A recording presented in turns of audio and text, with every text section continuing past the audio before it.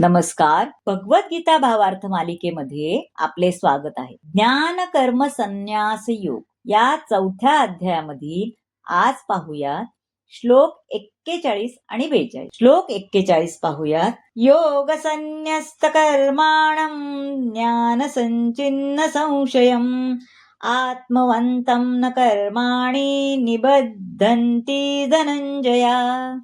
यामध्ये आपल्या कर्मफलाचा त्याग करून जो भक्तियोग युक्त कर्म करतो आणि दिव्य ज्ञानाद्वारे ज्याचे संशय नष्ट झाले आहेत तोच वास्तविकपणे आत्मस्थित आहे. याप्रमाणे हे धनंजया, तो कर्मबंधनांनी बद्ध होत नाही.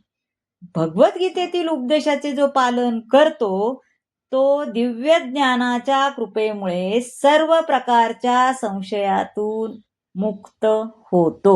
भगवंताचा अंश या नात्याने तो पूर्वीच आत्मज्ञानामध्ये स्थित झालेला असतो. भगवंताचा अंश, कळलं ना?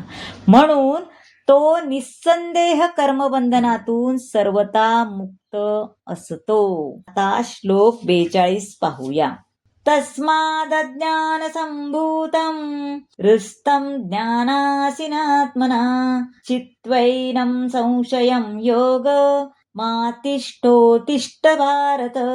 अज्ञान संभूतम म्हणजे अज्ञानाने उत्पन्न झालेला, चित्वा म्हणजे कापून. हे भरतवंशजा, अज्ञानामुळे तुझ्या हृदयात जे संशय उत्पन्न झाले आहेत ते ज्ञानरूपी शस्त्राने छाटून टाकले पाहिजे. योग मुक्त होऊन उठ आणि युद्ध कर. या अध्यायात सांगण्यात आलेला पद्धतीला सनातन योग असे म्हटले जाते बरं का. यज्ञ कर्माचे 2 प्रकार सांगितलेत. एकाला द्रव्ययज्ञ म्हणतात तर दुसऱ्याला ज्ञानयज्ञ असं आपण म्हणतो. जो मनुष्य आध्यात्मिक उद्दिष्ट प्राप्तीसाठी यज्ञ करतो तो वास्तविक परिपूर्ण यज्ञ असतो. बरोबर आहे.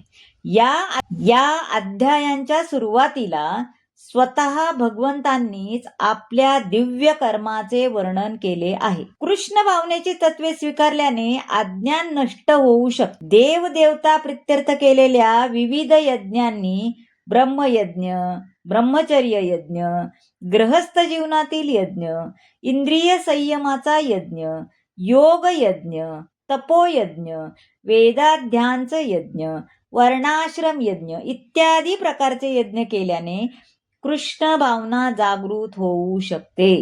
या सर्वांना यज्ञ म्हटले जाते आहे आणि हे सर्व यज्ञ नियमित कर्मावर आधारित आहेत. पण या सर्व क्रियामध्ये आत्मसाक्षात्कार ही महत्वाची बाब आहे. जो या उद्दिष्टांची प्राप्ती करण्याचा प्रयत्न करत आहे तो भगवद्गीतेचाच खरा शिष्य आहे असं म्हटले आहे. तर अध्याय 4 याद्वारे संपन्न झालेला आहे. मंडळी, कसा वाटला हा भाग तुम्हाला सांगा. हा अध्याय कसा वाटला एकूणच तेही सांगा. आवडला असेल तर शेअर करा, लाईक करा, सबस्क्राईब करा आणि हो, कमेंट मी नेहमी सांगते नक्की करा. धन्यवाद.